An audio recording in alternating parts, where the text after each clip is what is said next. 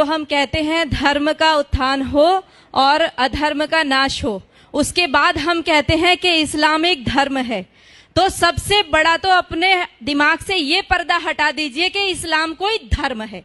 ये बिल्कुल शुद्ध एक राजनैतिक आंदोलन है जो कि अरब से चला है और पूरे उसमें घूम रहा है। वो राजनीतिक सत्ता को प्राप्त करने के लिए कुछ भी कर सकते हैं।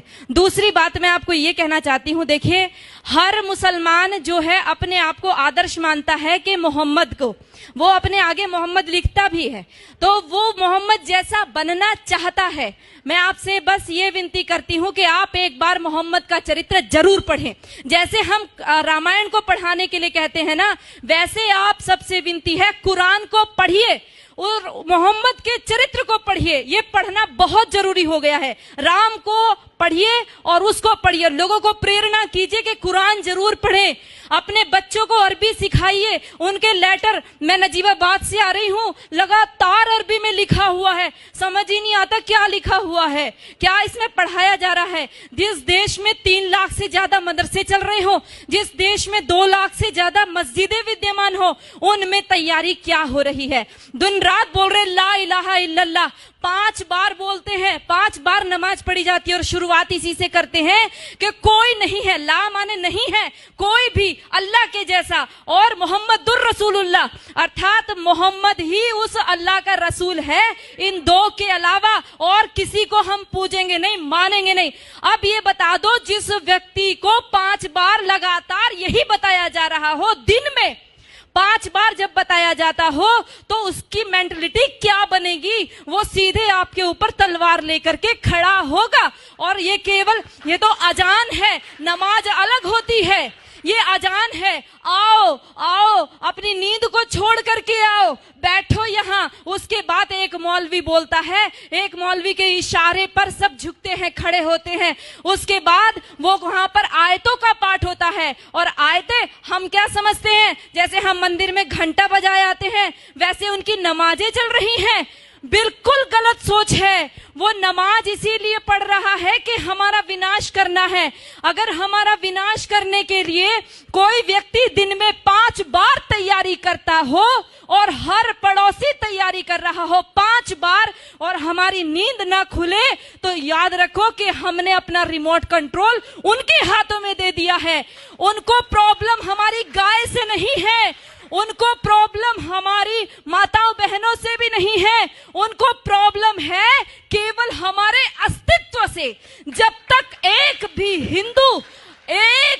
हिंदू बचा हुआ है, तब तक उनको प्रॉब्लम है। उनको तब तक लगातार जिहाद करने के लिए कहा गया है, और लगातार हमारी माताओं बहनों के साथ अत्याचार दुराचार करने के लिए कहा गया है।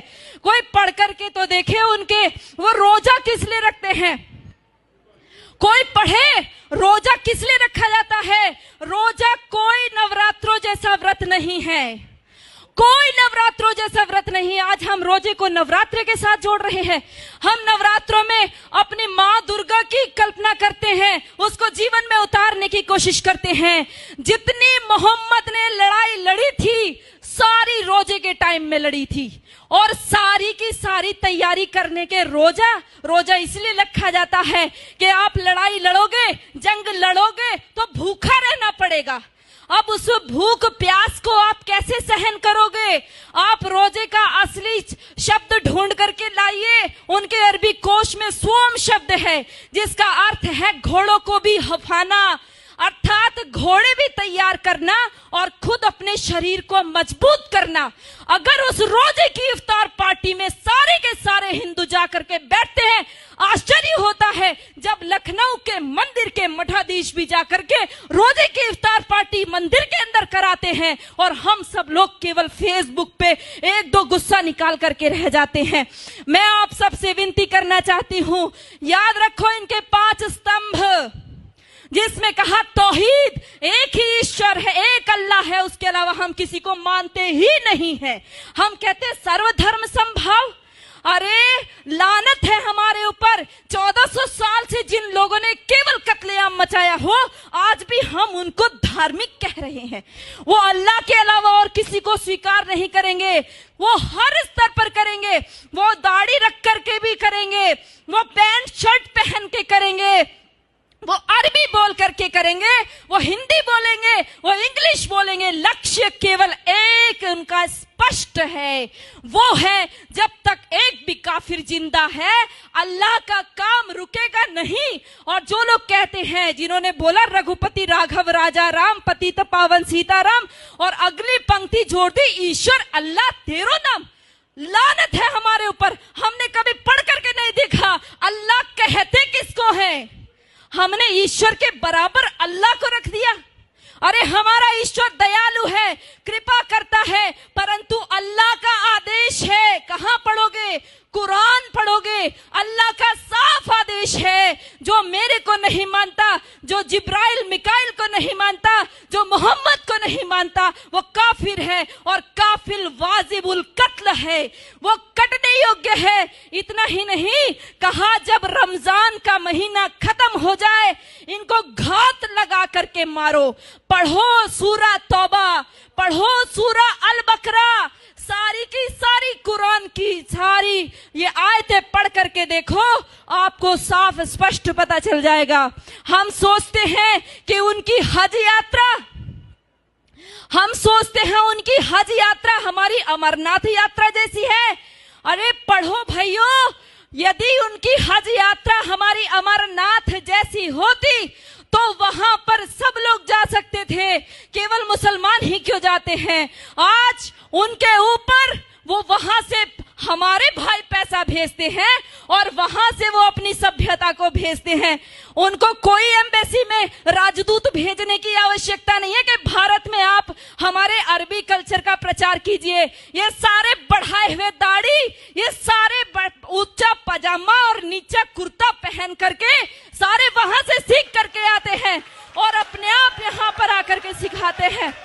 याद रखो, मिटेगा ये धर्म और आबरू भी जाएगी, तुम्हारे नाम से दुनिया को शर्म आएगी।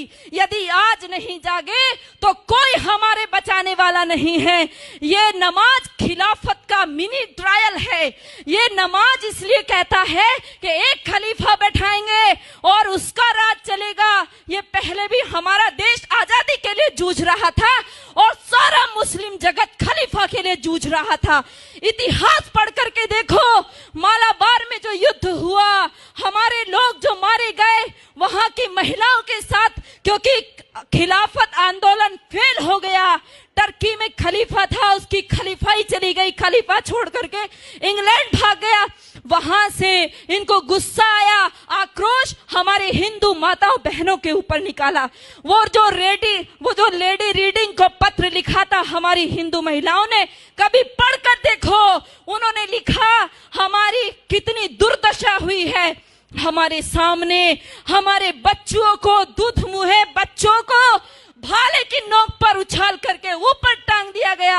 हमारी बेटियों माताओं के साथ में बलात्कार हुए। एक एक माता का बलात्कार करने के लिए 10-10 जिहादी थे और वो 10-10 जिहादी के बीच में फंसी हुई महिला ये सोच रही थी किसके लिए दुख मनाऊं, अपने बेटे के लिए या मेरे शरीर के लिए, किसके लिए रोएंगे। दर्द को भी दर्द आएगा, वो ऐसी भयंकर स्थिति है। और ये केवल एक आकस्मिक घटनाएं नहीं है, ये सब ऊपर से सिखाया हुआ है। भाइयों, आप सब लोग जो फेसबुक पे इसको रिकॉर्ड कर रहे हैं या अपने मोबाइल में रिकॉर्ड कर रहे हैं, ये मोबाइल में रिकॉर्ड करने की चीज नहीं है, दिल में रिकॉर्ड कीजिए। इसको अपनी बहनों को, माताओं, बेटियों, बच्चों को बताइए। नीति कृष्ण कहता है, नीति का अवलंब ले पहचान शत्रु प्रहार को। कृष्ण का आदेश सुन गुंजा दे गांडीव की टंकार को। ऐ पार्थ चादर तान कर सोता रहेगा कब तलक, तू उठ जरा निज शौर्य का परिचय करा संसार।